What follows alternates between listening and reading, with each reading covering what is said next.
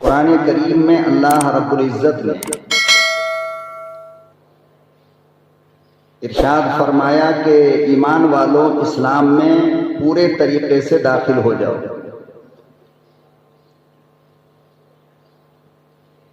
पूरे तरीके से इस्लाम में दाखिल होने का मतलब यह है कि तुम्हारी जिंदगी की हर सांस और तुम्हारी जिंदगी का हर अमल ऐसा हो जो अल्लाह को पसंद हो। आम तौर से हम लोग ये समझते हैं कि नमाज पढ़ लेना ईमान में दाखिल होना, इस्लाम में दाखिल होना है। रोज़ा रख लिया तो बात ख़त्म हो गई, ज़कात दे दिया तो इस्लाम मुकम्मल हो गया, हज कर लिया तो बात पूरी हो गई।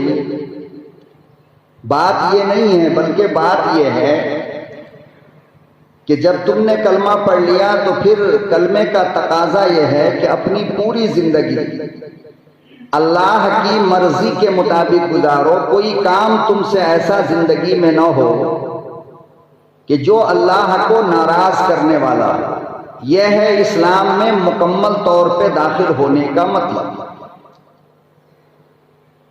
हमने नमाज तो पढ़ लिया लेकिन नमाज पढ़ के झूठ बोला, हमने रोजा रखा लेकिन रोजे के बाद हमसे गुनाह हो गया, हमने और दूसरे आमाल अच्छे अच्छे किए लेकिन गुनाह भी हमसे छूटता नहीं है। तो आप देखिए कि एक तरफ इबादत करके आप अल्लाह को राजी करते हो और दूसरी तरफ गुनाह करके अल्लाह को नाराज करते हो। आप खुद फैसला करके बताएं कि अगर आपकी बीवी 24 घंटे में 12 घंटा ठीक रहती हो, आप जो कहें वो मानने के लिए तैयार रहती हो, और 12 घंटा आपसे लड़ाई झगड़े तकरार करती हो, तो आप बताओ कि आप अपनी बीवी के बारे में क्या कहोगे? ये अच्छी बीवी कहोगे या खराब बीवी कहोगे? पता ये चला कि वफादार बीवी वो है कि जो अपने शौहर के हर खुशी में, हर गम में, हर परेशानी में, हर मुसीबत में अपने शौहर के हुक्म की ताबेदारी करे, अपने शौहर के हुक्म की पाबंदी करे। तो दुनिया कहेगी ये नेक बीवी है, ये नेक औरत है। लेकिन कभी मानती है, कभी नहीं मानती, कभी प्यार करती है, कभी गाली देती है, तो दुनिया कहेगी कि ये निहायत ही शरीर किस्म की औरत है, निहायत ही बदमाश औरत है। इसी तरीके से एक अल्लाह का बंदा नमाज भी पढ़ता है, रोजा भी रखता है, ज़कात भी देता है, सदका भी देता है, खैरात भी करता है, सारे अच्छे अमल करता है, लेकिन उसके साथ साथ गुनाह भी करता है, झूठ भी बोलता है, गाली भी देता है, लोगों को मारता भी है, लोगों का माल भी हड़प लेता है, लोगों के साथ बदगोई बदजबानी करता है। तो अल्लाह की नजर में ये बंदा पक्का मोमिन मुसलमान नहीं हो सकता।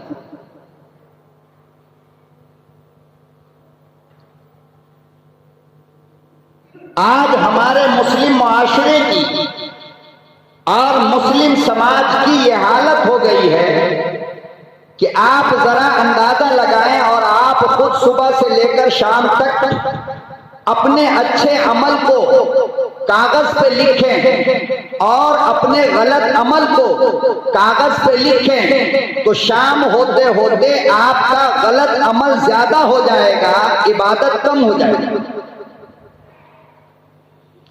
5 वक्त की नमाज पढ़ने वाला 50 झूठ बोल दिया, 5 वक्त की नमाज पढ़ने वाला 50 गीबत कर गया, 5 वक्त की नमाज पढ़ने वाला 50 आदमी की चुगलखोरी कर गया, 5 वक्त की नमाज पढ़ने वाला 50 मर्तबा गैर औरत को देख लिया, 5 वक्त की नमाज पढ़ने वाला 50 गलती कर गया। आप बताओ कि गुनाह ज्यादा हो गया या नेकी ज्यादा हो गई? तो ये इस्लाम में दाखिल होना नहीं है, इस्लाम में दाखिल होने का मतलब यह है कि तुम जब से बालिग हुए अपनी मौत तक हमेशा ऐसे अमल से बचो, ऐसे काम से बचो जिससे अल्लाह को तकलीफ होती हो, अल्लाह के रसूल सल्लल्लाहु अलैहि वसल्लम को तकलीफ होती हो, अल्लाह नाराज होता हो, अल्लाह का रसूल नाराज होता हो। ऐसे काम से बचना ये ईमान है, ये इस्लाम है और यही मुसलमान है।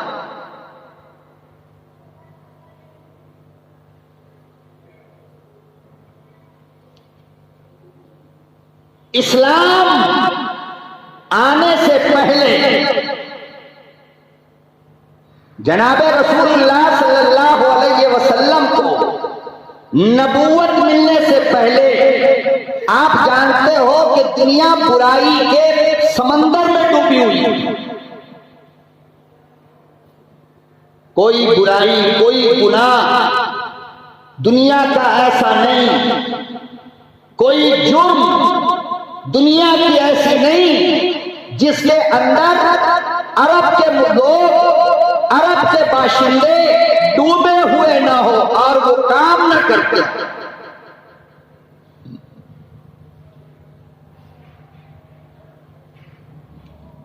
हर गुनाह आप जितना ख्याल कर सकते हो वो सारे का सारा गुनाह अहले अरब के अंदर मौजूद था। अरब के लोग उन गुनाहों के अंदर डूबे हुए थे। क्यों? इसलिए कि न उनके पास कोई नबी था जो गुनाह से रोके और न कोई किताब थी कि जो गुनाह से रोके।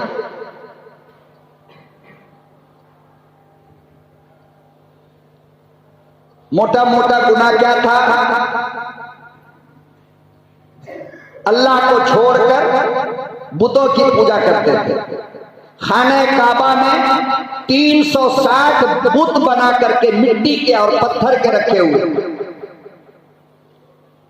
बाप का खुदा अलग था, बेटा का खुदा अलग था, बीवी का खुदा अलग था, बेटी का खुदा अलग था। एक घर में सबका अलग अलग भगवान थे।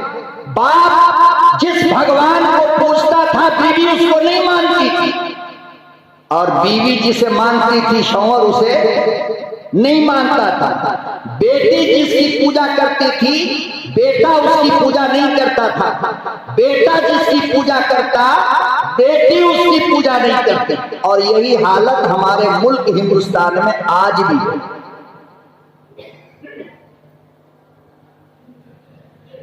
आप देखो तमिलनाडु वाले जिसको राम, जिसको खुदा मानते हैं, बिहार वाले उसको मानते हैं। अरे बिहार जितने नॉर्थ वाले इनका खुदा राम है, और जितने साउथ वाले हैं इनका खुदा रावण है। तो इसको मानने वाला उसको नहीं मानता और उसको मानने वाला इसको नहीं मानता। बेंगलोर के अंदर जिसकी पूजा होती है हमारे बिहार में उसका नामो निशान नहीं। वहां के हिंदू जानते ही नहीं। और बिहार में जिसकी पूजा हो रही है बेंगलोर वाले नहीं जानते हिंदू। तो ये वहीं से आया है। कहां से?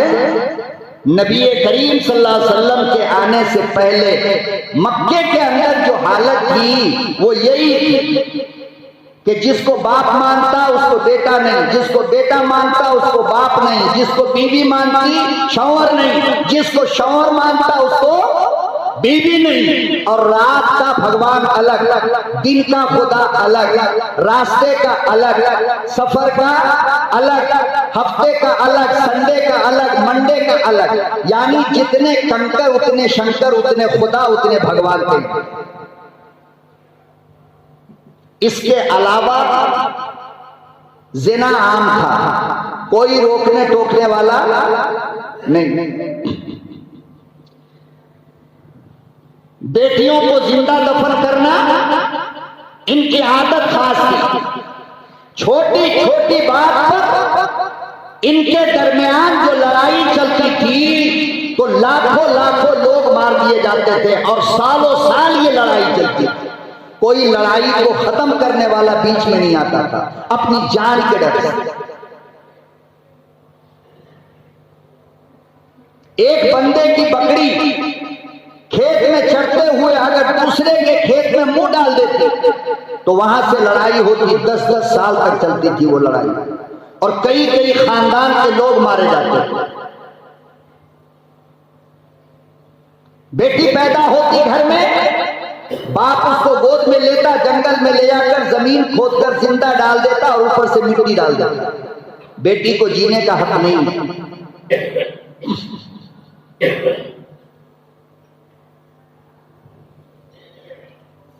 औरतों को इस्लाम आने से पहले सिवाय नौकरानी के न मां समझा जाता था, न बीवी का हक दिया जाता था, न बेटी का हक दिया जाता था, न बहू का। गोया उनकी नजर में औरत का मतलब नीच जात, घटिया जात, मनहूस जात, सिर्फ काम के लिए उनको रखा जाता है। और हद यह है कि जब औरत महीने में नापाक होती तो पूरे 10 दिन शौहर अपनी बीवी को ले जाकर जंगल में दरख्त से बांध करके छोड़ दिया जाता था कि तुम घर में रहने के लायक नहीं, नापाक होती। अब वो 10 दिन जंगल में रहती, कभी जंगली जानवर आकर उनको चीड़ फाड़ कर खा जाता, उनको बच्चा, बेटा, बेटी ले जाकर खाना देते तो खाना दूर रख दिया जाता और माँ के करीब उसको डंडे से खिसकाया जाता कि माँ के पास कोई बेटा बेटी जाने को तैयार नहीं। इतनी जलील औरत समझी जाती थी।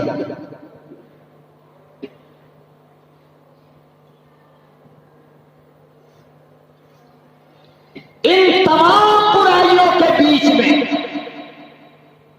इन तमाम गंदगी के बीच में दो बुराई जिसको मैं आज बयान करना चाहता हूं, मजबूरी है हमारी, वो इतनी बड़ी थी कि आज वो बुराई, इस्लाम आया, कुरान आया, नबी आए, हमने कलमा पढ़ा, मुसलमान बने, सब कुछ हो गए, लेकिन मक्के के मुशरिकों की वो दो गंदगी और दो बुराई मुसलमान के अंदर आज भी मौजूद है।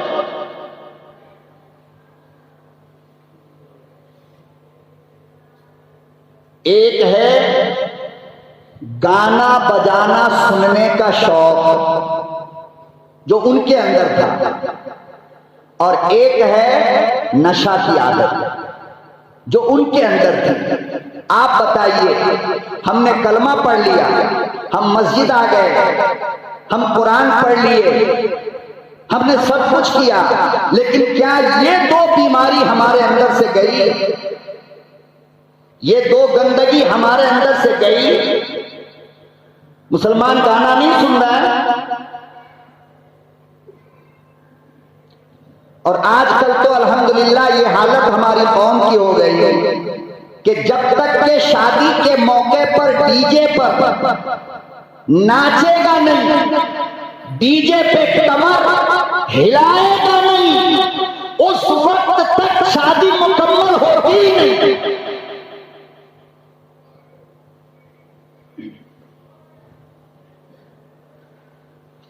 और मुशरिकीन मक्का कहते क्या थे पता है आपको? अरब की खूबसूरत लड़कियों को जब उनके यहां शादी ब्याह का मौका होता तो अरब की खूबसूरत लड़कियों को जो गाना अच्छा गाती हो, जो नाचना अच्छा जानती हो, बड़े बड़े इलाके के लोग जमा हो जाते और उन लड़कियों को नचाया जाता, उन लड़कियों से गाना सुना जाता, और फिर वो लोग मस्ती में आकर के नाचते गाते और दुनिया को पता चलता कि इनके घर में शादी है। सच्ची बात बताओ, हमारे घर की यह हालत आज है या नहीं? कभी रस्म के नाम पे, कभी मंगनी के नाम पे, कभी निकाह के नाम पे हमारे यहाँ नाच होता या नहीं होता? और कहते क्या थे कि जब हम लोग ज़हनी तौर पे परेशान होते हैं तो दिल बहलाने के लिए हम गाना सुन लेते हैं। हमारा मुसलमान आज क्या कह रहा है, मौलाना जब मैं सफर में निकलता हूं तो बोरियत होती है, दिल नहीं लगता, तो हम मोबाइल को कान में लगा लेते हैं, वॉकमैन लगा करके हम गाना भी सुनते रहते हैं और गाड़ी भी चलाते रहते हैं।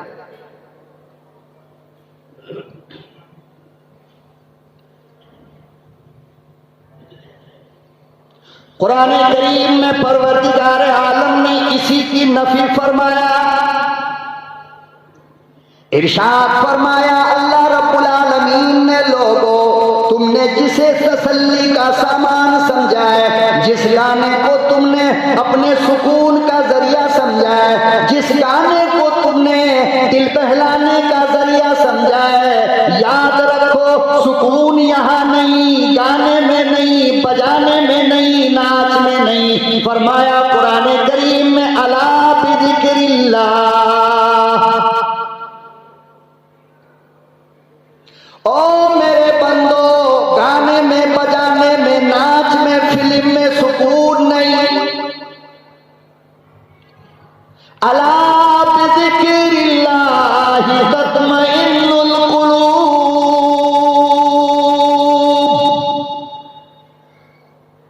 जब दिल बेचैन हो जाया करे, जब दिल को बेकरारी होने लगे, जब कहीं दिल न लगे, जब बेचैन दिल होने लगे, तो अल्लाह का नाम लिया कर, कुरान की तिलावत किया कर, नबी पे दुरूद पढ़ा कर तसल्ली होगी, सुकून मिलेगा, दिमाग भी खुश होगा, दिल भी मुतमईन होगा।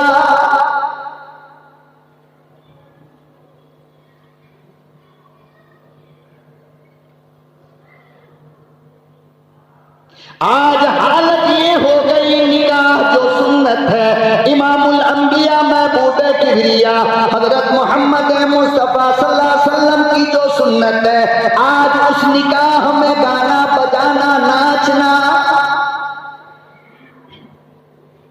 आज मुस्लिम मुआशरे का हिस्सा बन गया। जो लोग मना करे वो ये कहा जाता है बड़ा अल्लाह वाला बनते हो, बड़े सूफी बनते हो, ये पुरानी बातें छोड़ो, मौलाना शौक है, बच्चों की चाहत है, औरतों की चाहत है, घर वालों की चाहत है। अगर डीजे न बजा, नाच न हुआ, गाना न हुआ, लड़के के दोस्त की तमन्ना है।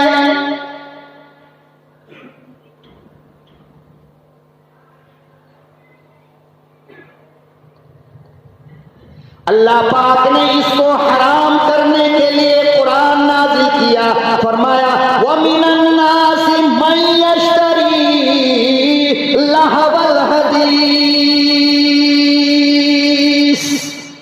गाना हराम है, और सिर्फ गाना हराम नहीं है बल्कि गाने का सामान बेचना भी हराम है। जिस पे गाना बजाना किया जाए वो सामान भी तिजारत करना हराम है। अरे गाना सुनना तो दूर की बात है। और नबी ने फरमाया कि जो कान गाना सुने, कयामत के दिन अल्लाह जहन्नम की आग में शीशा पिघलाएगा, और जब वो शीशा बिल्कुल लाल हो जाएगा जहन्नम की आग से, फिर बंदे को लिटाकर कान में वो शीशा डाला जाएगा। फरमाया पावर इतना होगा कि इधर से डालेंगे इधर से निकलेंगे।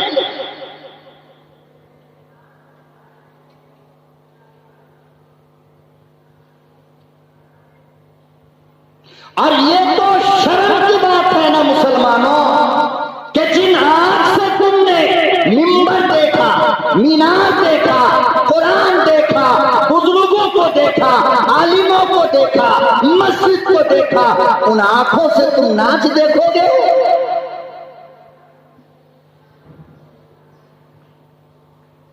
जिस कान से तुमने कलमा सुना, जिस कान से तुमने बयान सुना, जिस कान से तुमने अल्लाह का नाम सुना, उस कान से तुम गाना सुनोगे?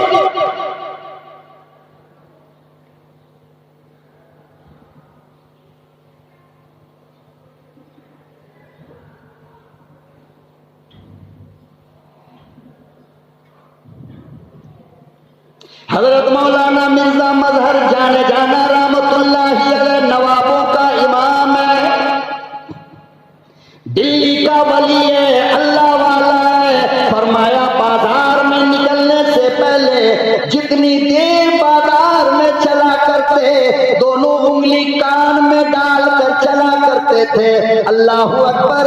साथी कोई बात करता जवाब नहीं देते। लोगों ने कहा हजरत ये अमल क्यों करते हो? मिर्जा मजहर कहने लगा बाजार में लोग गाना बजाते रहते, कहीं ऐसा ना हो मेरे कान में गाने की आवाज आए।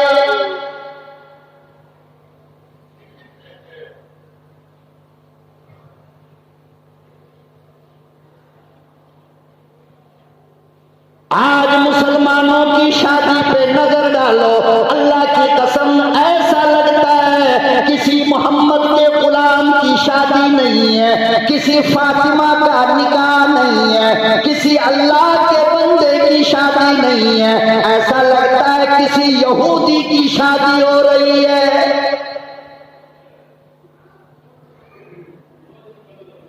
हाजी साहब देख रहा है मना नहीं करता है, नमाजी देख रहा है मना नहीं करता है, बड़े बूढ़े सब देख रहे हैं मना नहीं करते हैं।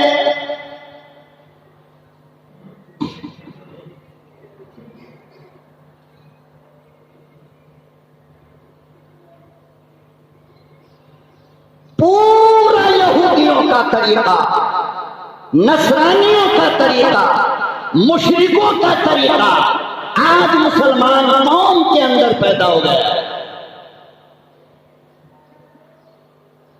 बर्थडे मनाते, सारी रात पूरे महल्ले को जगा कर रखते हैं, इतना हंगामा, इतने तमाशे।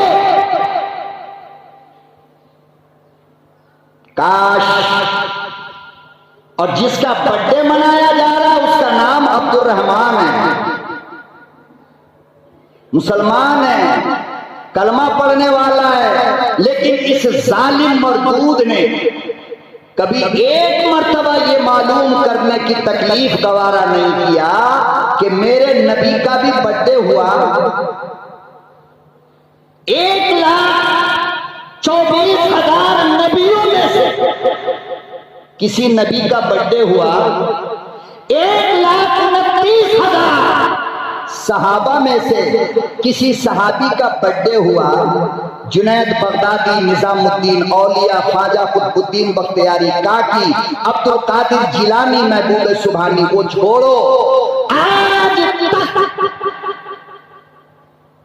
पूरे दुनिया में जहां भी आलिम है, उलमा है, तुम्हारे इमाम हैं, तुम्हारे मुअद्दिन हैं, तुम्हारे मदरसे में पढ़ाने वाला हाफिजी उस्ताद है, आप में से किसी ने आज तक सुना कि किसी मौलवी ने अपना बर्थडे मनाया?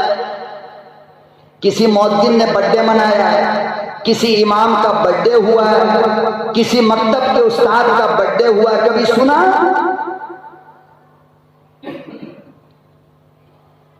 क्यों? अगर ये कोई अच्छा काम होता तो उलमा करते ना, मौलवी करता नहीं करता, अल्लाह वाले करते ना, नबी करते, सहाबा करते, चारों इमाम करते। लेकिन ये चारों इमाम क्या करेंगे? अरे थोड़ी सी तालीम अगर दीन की आ जाए तो अदना सा मुसलमान का बच्चा भी बच्चे को हराम कहता है। क्यों? इसलिए कि ये ईसाई ने इजाद किया है। किसने? किसने इजाद किया? ईसाई ने। किसने इजाद किया? यहूदियों ने। किसने इजाद किया? नसरानियों ने। किसने इजाद किया? हमारे मुल्क के हिंदू भाइयों ने। हमारा नहीं है ये कल्चर, और इस्लाम में इसकी कोई गुंजाइश नहीं।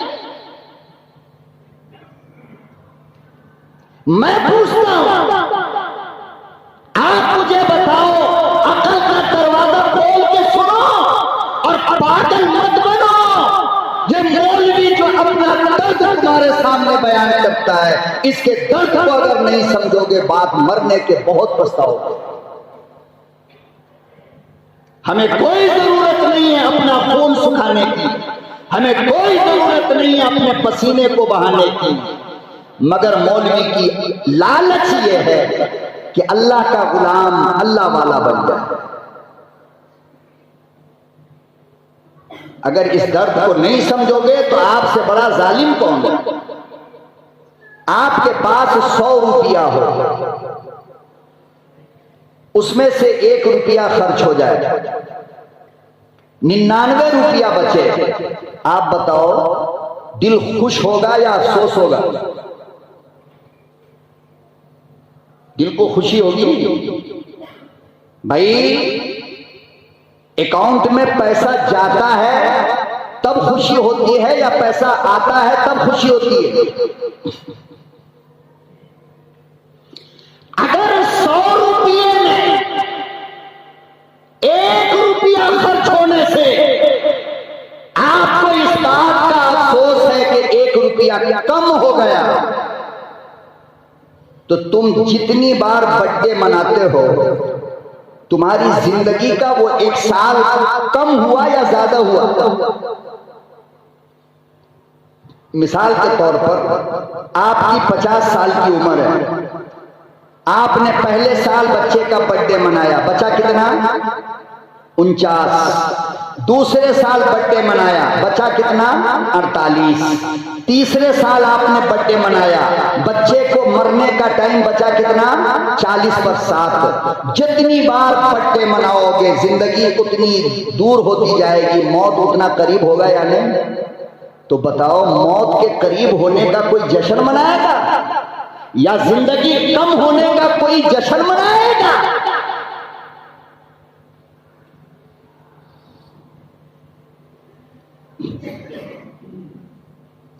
इमामुल अंबिया महबूबे किबरिया हजरत मोहम्मद मुस्तफा सल्लल्लाहु ताला अलैहि वसल्लम ने इरशाद फरमाया, मन तशब्बह बिकौमिन फहुवा मिन। इरशाद फरमाया मदनी करीम सल्लल्लाहु अलैहि वसल्लम ने, जो लोग जिस कौम की नकल करेगा, जो कौम जिस कौम के पीछे चलेगा, जो कौम जिसकी बात को मानेगा, कयामत के दिन अल्लाह उसी कौम के साथ उसको कब्र से उठाएगा।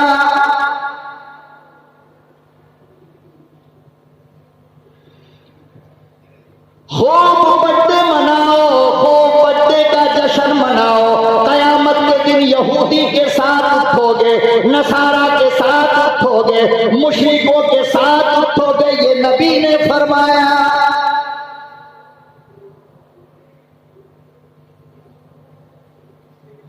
कोई तसव्वुर बर्थडे का इस्लाम के अंदर अल्लाह की कसम मुसलमानों नहीं है, बल्कि ये ऐसे ही हराम है जैसे कि सूअर का गोश्त खाना हराम है। वो केक नहीं खाते हो बल्कि हराम जानवर का गोश्त खाते हो, और खुद भी खाते हो, खानदान को भी खिलाते हो, महल्ले वालों को भी वो हराम जानवर का गोश्त खिला रहे हो।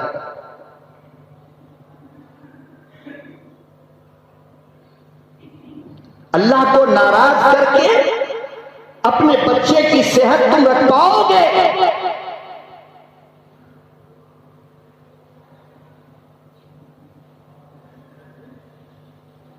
हर तरीका काफिरों का, हर तरीका यहूदियों का, हर तरीका नसरानियों का आज मुसलमान के अंदर पैदा हो गया, और रोकने वाला कोई नहीं। एक बेचारा मौलवी मस्जिद में कितना चिल्लाए, कितना चीखे, और मौलवी की वैसे भी सुनता कौन है?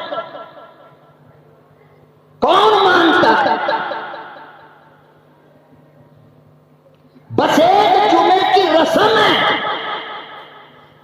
जुमे का एक रस्म है कि मौलवी बोलेगा हमको चल के सुनना है, उसके आगे हमें कुछ करने की जरूरत नहीं। ऐसा लगता है जैसे कि हम रामायण पढ़ रहे हो बैठ करके और गीता और भजन गा रहे हो।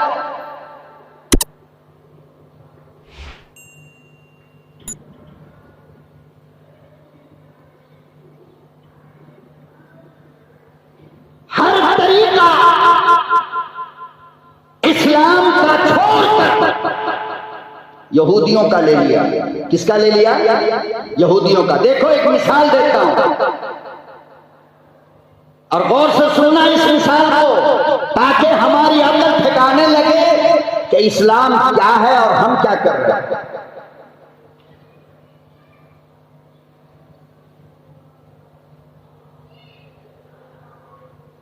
निकाह, शादी,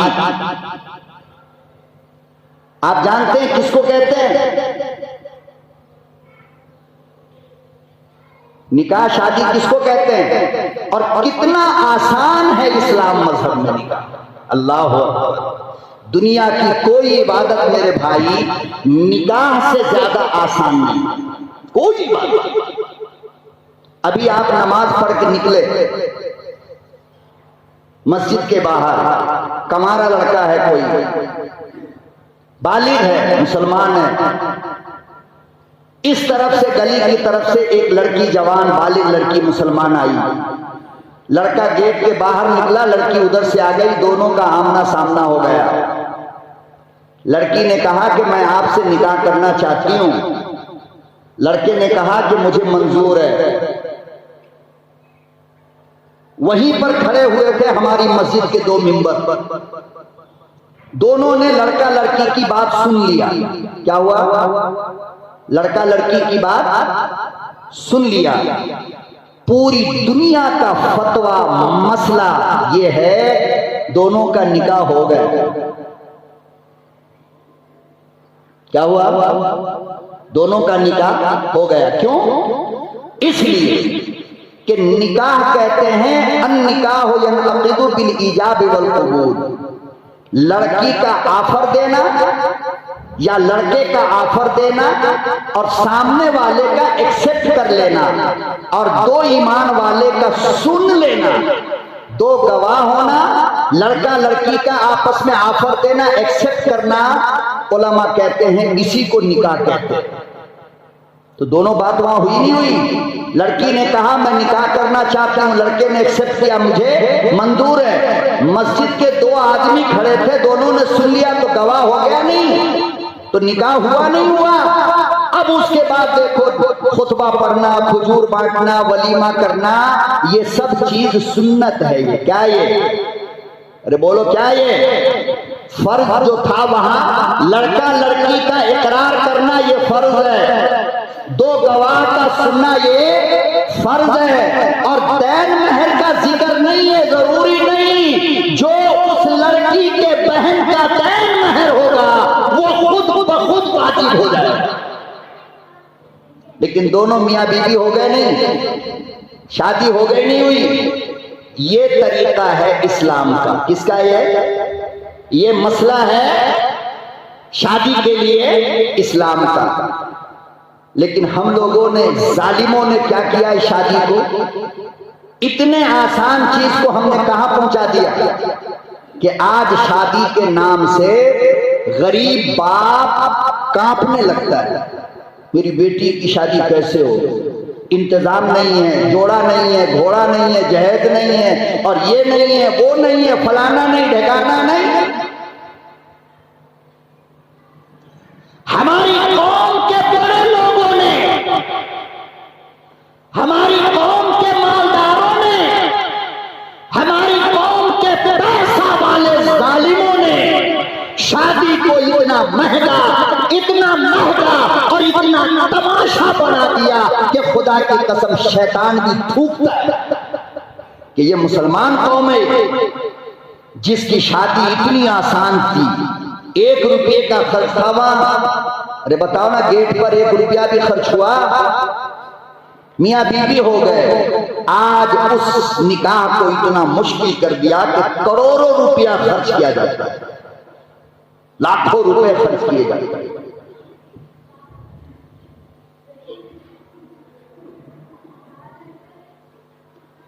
और सब गलत, रस्म के नाम पर, मदनी के नाम पर, वलीमे के नाम पर, न जाने किस किस नाम पर आज लोग पैसों को बर्बाद कर रहे हैं और कहते हैं मौलाना ये जायज नहीं, ये जायज नहीं, जायज नहीं। याद रखो, शेर को गधे का खाल ओढ़ा देने से गधा शेर नहीं होता। तुम सुन्नत को जो गंदी हरकतों से नापाक करते हो तो वो सुन्नत नहीं रह जाता।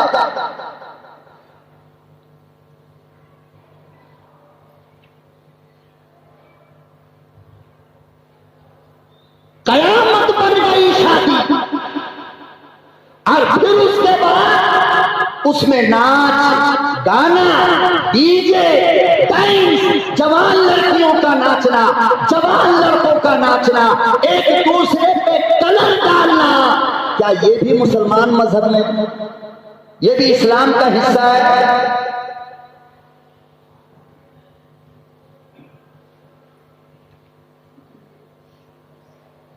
और फिर इस गंदगी का जिम्मेदार कौन?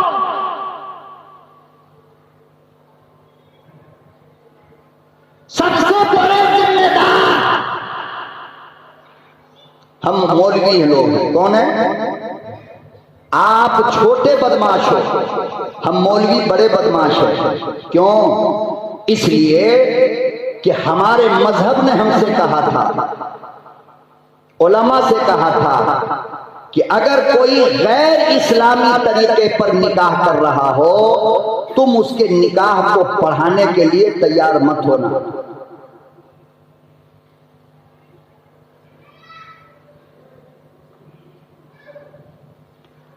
ये जालिम जब अल्लाह की नहीं मान रहा है, रसूलुल्लाह की नहीं मान रहा है, तो तुम्हें क्या जरूरत पड़ी है कि तुम इसका निकाह पढ़ाओ? ऐसे कमीनों के निकाह का बाइकाट करो और कहो कि हम निकाह उसका पढ़ाएंगे जो हजरत अली जैसा दूल्हा बनकर के आए, कि असर की नमाज के बाद कायनात के पैगंबर की बेटी, जन्नत की औरतों की सरदार, हसनैन करीमैन के होने वाली अम्मा जनाबे फातिमा, खुदा की कसम जिसके हया और जिसके चादर की कसम जिब्रील अमीन खाता हो, इस लाडली का निकाह है। तुम बहुत बड़े हो सकते हो, मेरे नबी से बड़े तो नहीं होना।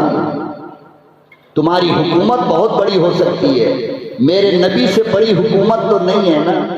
मेरे नबी की हुकूमत तो ऐसी थी दोस्तों कि मदीने के जमीन पर बैठ करके आंख उठाया, इशारा किया तो चांद का 2 टुकड़ा हो गया।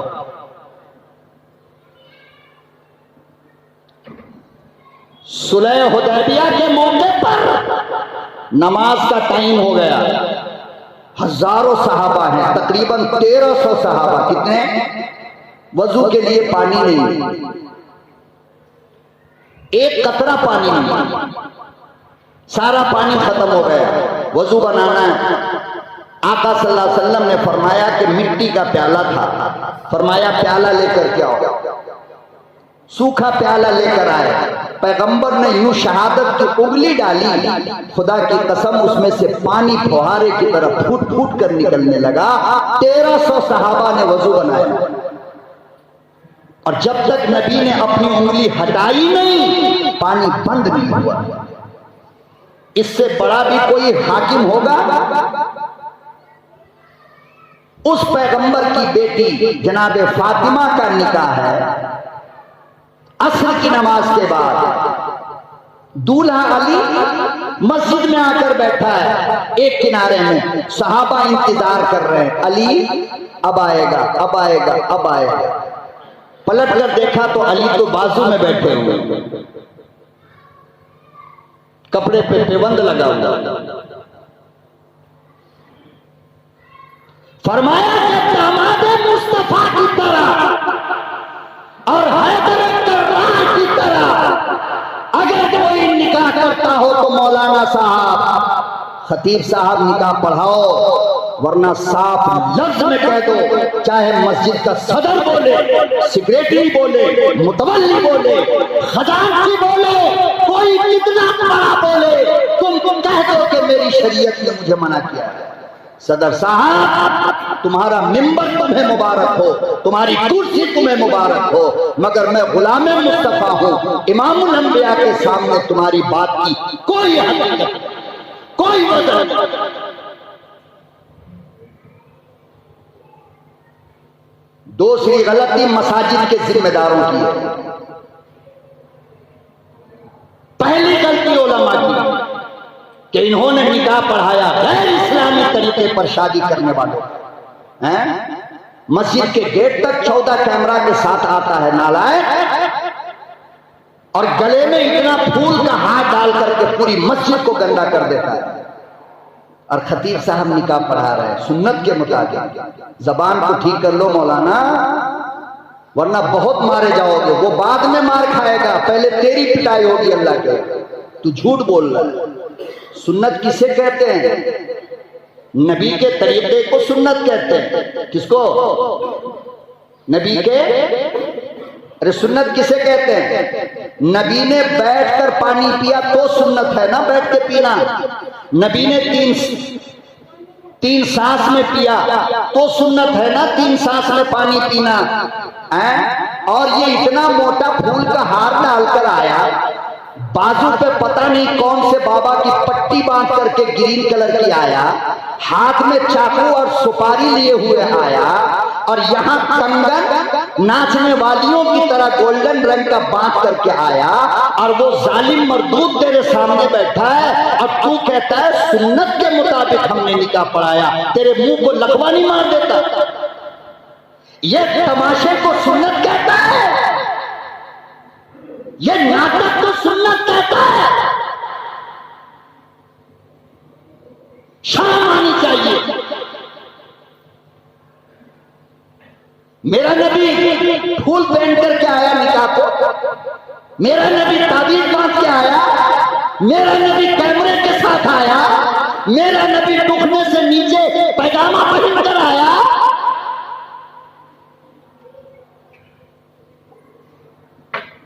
और वो सामने से इतने फूल कि यार का चेहरा भी नजर ना आए, अच्छा है नजर ना आए। क्यों? इसलिए कि एक बार इसके चेहरे पे नजर पड़ जाए, पूरे दिन तुमको रोजी नहीं मिलेगी।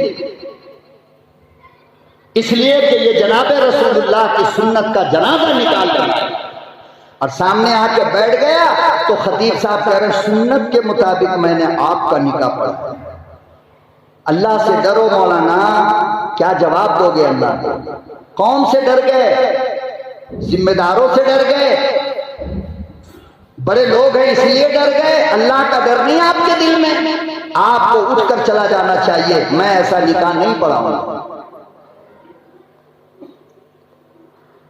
दूसरे जिम्मेदारी मस्जिद के जिम्मेदारों की है। इनको भी क़यामत के दिन अल्लाह को जवाब देना पड़ेगा।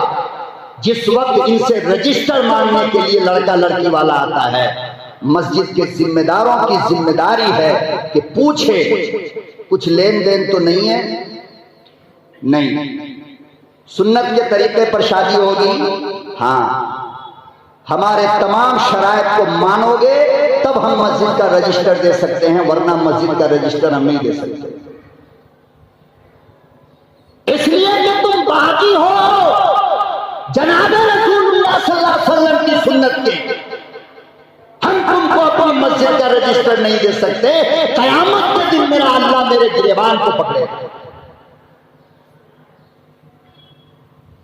और चौथे जिम्मेदार, तीसरे जिम्मेदार आप लोग हो कि जब आपको शादी की दावत मिलती है तो आप क्यों नहीं पूछते हो कि तुमने पैसे तो नहीं मांगे, तुमने जोड़े तो नहीं मांगे, तुमने घोड़ा तो नहीं मांगा, तुमने जहेज तो नहीं मांगा। तुम्हारे वलीमे में मर्द औरतें एक जगह तो बैठ के नहीं खाएंगे।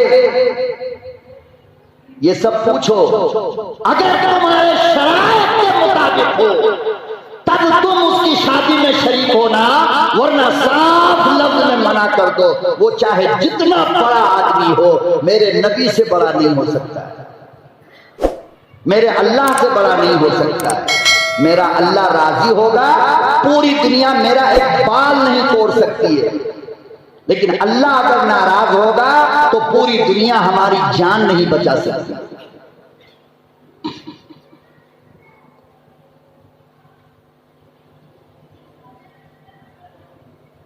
उलमा इकराम ने लिखा है, तारीख की किताबें उठाओ, पैगंबर की हदीस उठाओ, ये सारे नाटक, ये सारे तमाशे जो आज शादी के नाम पर तुम करते हो, बर्थडे के नाम पर तुम करते हो, इमामुल अंबिया महबूबे किबरिया हजरत मोहम्मद मुस्तफा सल्लल्लाहु अलैहि वसल्लम ने इरशाद फरमाया, लोगों तुम कोई ऐसा काम न करो जिससे इंसान को इंसान किसी जानवर को तकलीफ हो।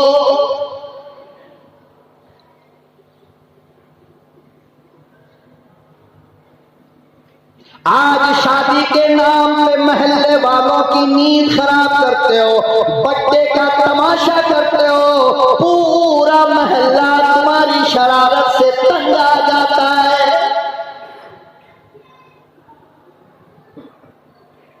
कोई बीमार है, तुमने पटाखे फोड़े, उसकी नींद बिगड़ गई, अल्लाह नाराज हो गया।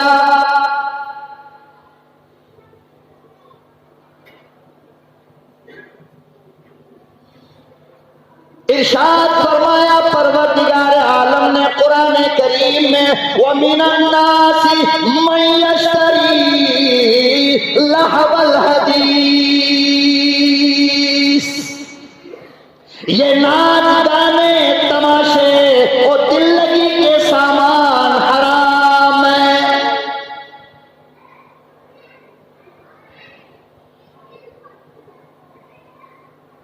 ये सब इस्लाम से पहले ज़माना जाहिलियत में होता था।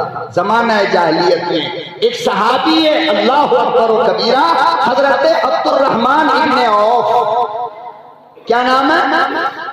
अब्दुर्रहमान इब्ने औफ। मैं आपसे पूछता हूं, आप बताओ, सहाबा की नजर में नबी से बड़ा कोई था? नबी से बड़ा कोई था सहाबा की नजर में? बोलो, था? नहीं। सहाबा को नबी से कितनी मोहब्बत थी मालूम? अपना बच्चा दे दिया, अपनी जान दे दी, हर जगह कट गए, शहीद हो गए, मगर नबी का साथ नहीं छोड़ा। आज कोई बेटा अपने बाप के लिए कटेगा?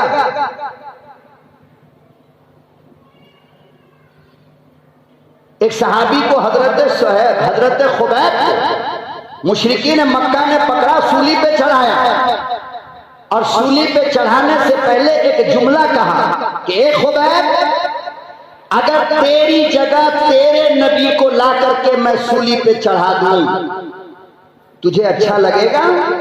तो हजरत खुबैब ने कहा कि कुत्ते, तू सूली की बात करता है, मेरी जिंदगी में मेरे नबी के पांव में अगर कांटा भी चुभ जाए हम उसे भी बर्दाश्त नहीं करते। इतनी मोहब्बत थी। अब्दुर्रहमान इब्ने औफ मदीने में, मेरा नबी मदीने में, दूसरे दिन रात के वक्त आए अब्दुर्रहमान इब्ने औफ, तो देखा कि बदन के ऊपर जाफरान का रंग लगा हुआ था। अरब की लड़कियों को उनकी शादी की पहली रात और शादी के जोड़े में जाफरान का कलर लगाया जाता था। तो मियां बीवी की मुलाकात हुई, वो रंग अब्दुर्रहमान इब्ने औफ के कपड़े पे लग गया। नमाज में आए तो नबी की नजर पड़ गई। फरमाया, अब्दुर्रहमान, ये तेरे कपड़े पे जाफरान का रंग कैसा है? कहने लगे, या रसूल अल्लाह, कल निकाह किया। क्या किया? अरे बोलो, क्या किया? निकाह किया।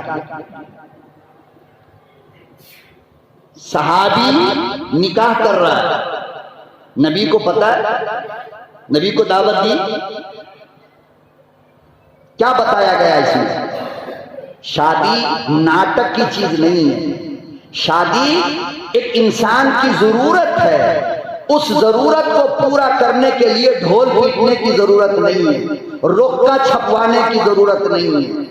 तमाशे करने की जरूरत नहीं है, रस्म और मगनी की जरूरत नहीं है, अंगूठी की रस्म करने की जरूरत नहीं है।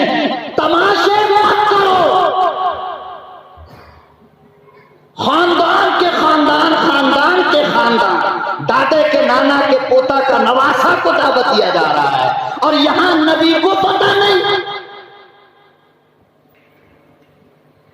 क्या अब्दुर्रहमान नहीं कहते कि मेरा निकाह नबी पढ़ाए? लेकिन नबी को खबर नहीं। हमारे लाखों रुपये खबर करने के लिए रोके पे खर्च किया जाता है। रोके पे एक एक रुपया कम से कम 30-35 रुपये का, और ज्यादा का तो कुछ दिन पहले सोशल मीडिया पे देखा कि एक रुपया, बंबई में एक साहब ने शादी किया मुसलमान भाई ने, तो एक रुपये पे 1.5 लाख रुपए का खर्चा है। माशाअल्लाह। अब इनके नस्ल से जो बच्चा पैदा होगा ना, मोइनुद्दीन चिश्ती अजमेरी पैदा होगा, निजामुद्दीन औलिया पैदा, अल्लाह वाला पैदा, क्योंकि नाना जान ने छोटा तमाशा किया है। शर्म आनी चाहिए मुसलमान। ये मुसलमानों का रवैया नहीं। मैं तो कहता हूं अल्लाह जानता है, आज मुस्लिम समाज के अंदर रोके पे जितने पैसे लोग खर्च करते हैं, किसी गरीब की बेटी के हाथ में मेहंदी लगाया जा सकता है सिर्फ रोके के पैसे से। लेकिन पानी की तरह बह गया, पेशाब की नालियों में तेरा रुपया बह रहा है, जाकर के देख ले। जिस पर तूने मोहम्मद और अहमद लिखा, कौन जिम्मेदार है इसका?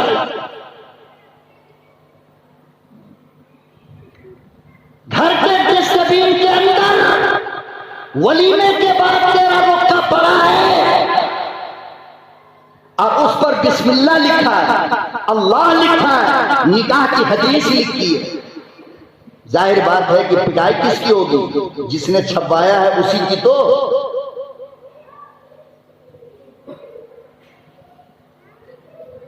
खुदा का वास्ता मुसलमानों, काफिरों का यह तरीका और मुशरिकों का, यहूद और नसारा का रस्म रिवाज, अल्लाह का तुम्हें वास्ता है, बंद कर दो। आओ इस्लाम की चादर अपने सर पे डालो और तुम्हारी शादी ऐसी हो कि अल्लाह का फरिश्ता कहे गुलाम मोहम्मद का निकाह हो, मुस्तफा के गुलाम का निकाह हो रहा है, फातिमा की शादी हो रही है, रुकैया का निकाह हो रहा है। आय हाय, कितनी सिंपल। जनाबे फातिमा का निकाह हो गया और पता नहीं रुखसती होने वाली है, बिटिया को पता नहीं कि आज रुखसती है। जनाबे खदीजतुल कुबरा की एक सहेली, अल्लाह के नबी सल्लल्लाहु अलैहि वसल्लम उससे बहुत ज्यादा चाहते थे, बहुत ज्यादा। क्यों?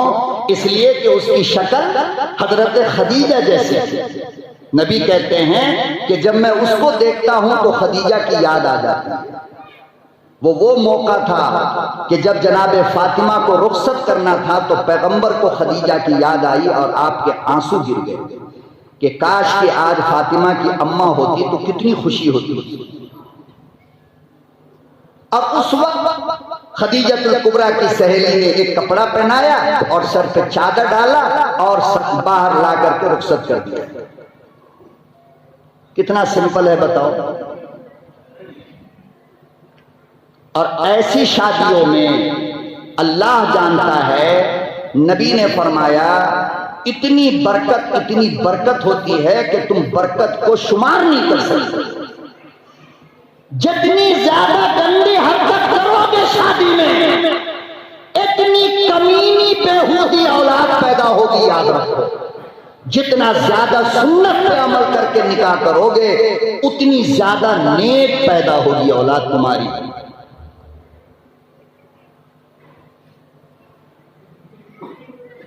तो कुरान करीम में अल्लाह ने ज़माना जाहिलियत इस्लाम से पहले वाली इस गंदी हरकत का खात्मा किया है कि गाना बजाना नाचना शादी के नाम पे, बर्थडे के नाम पर, ये इस्लाम से पहले मक्के के मुशरिकों का तरीका था, इस्लाम का तरीका नहीं है। इसीलिए इसको उलमा ने हराम करार दिया। मेरे मोहतरम बुजुर्गों और दोस्तों, जुमे का और जुमे के बयान का मकसद यही होता है। आप किसी से मालूम कर लो जुमे में बयान क्यों किया जाता है। जुमे के बयान का मकसद यह है कि एक वारम तक, एक हफ्ते तक हमारे दिल को, दिमाग को, ईमान को जो जंग लग जाता है ना, उलमा का काम है कि उस जंग को साफ करे। क्या करे? उस जंग को साफ करे। आपका भी काम होनी चाहिए कि हम अपने जंग को साफ करने के लिए आए हैं। रस्म अदा करने के लिए हम जुमे का बयान नहीं सुनते हैं। अमल करने की कोशिश करो। याद रखो, आप यहां पर बैठे बैठे अगर अभी नियत कर लो कि आज के बाद जिंदगी में अपनी बीवी, अपने बच्चों का बर्थडे नहीं मनाएंगे, हराम है, हराम है, हराम है, मैं अभी तौबा करता हूं, यकीन जानो पिछला जितना आपने किया है अल्लाह सब माफ कर दे। चूंकि अल्लाह कहते हैं कि मैं मोमिन की नीयत पर फैसला कर देता हूं। क्या करता हूं? नियत पे। इसलिए सारे लोग वादा करो कि आज के बाद हमारे यहां बर्थडे का कोई नाच तमाशा नहीं होगा इंशाअल्लाह। हाँ, और शादी ब्याह उलमा से पूछ करके सुन्नत के मुताबिक करेंगे। कैसे करेंगे? सुन्नत के मुताबिक करेंगे, ताकि हमारा रिश्ता भी देर तक कायम रहे। आज देखो ना, 2 दिन के बाद तलाक हो रहा है, महीने के बाद तलाक हो रहा है, 4 महीने के बाद तलाक हो। कोई दिन ऐसा नहीं जिस दिन ये खबर नहीं आती है कि निकाह टूटने वाला। बुनियाद क्या है? बुनियाद यह है कि तुमने अल्लाह को नाराज करके शादी किया, इसलिए ये रिश्ता ज्यादा दिन नहीं चल सकता। अल्लाह को राजी करके निकाह करो। गरीब यतीम बच्चियों को ढूंढ ढूंढ करके लाओ, जिनका कोई सहारा नहीं, तुम उनके बाप बन जाओ, उनके दिल को खुश रखो। अल्लाह ताला घर को आबाद रखेगा, आपकी नस्लों को आबाद रखेगा, आपको आबाद रखेगा, और फिर आपके घर में दीनी माहौल, दीनी मिजाज, इस्लाम का माहौल, इस्लाम का मिजाज इंशाअल्लाह जरूर पैदा होगा। अल्लाह हमें अमल की तौफीक अता फरमाए। व आखिर दावाना अनिल हम्दुलिल्लाहि रब्बिल आलमीन।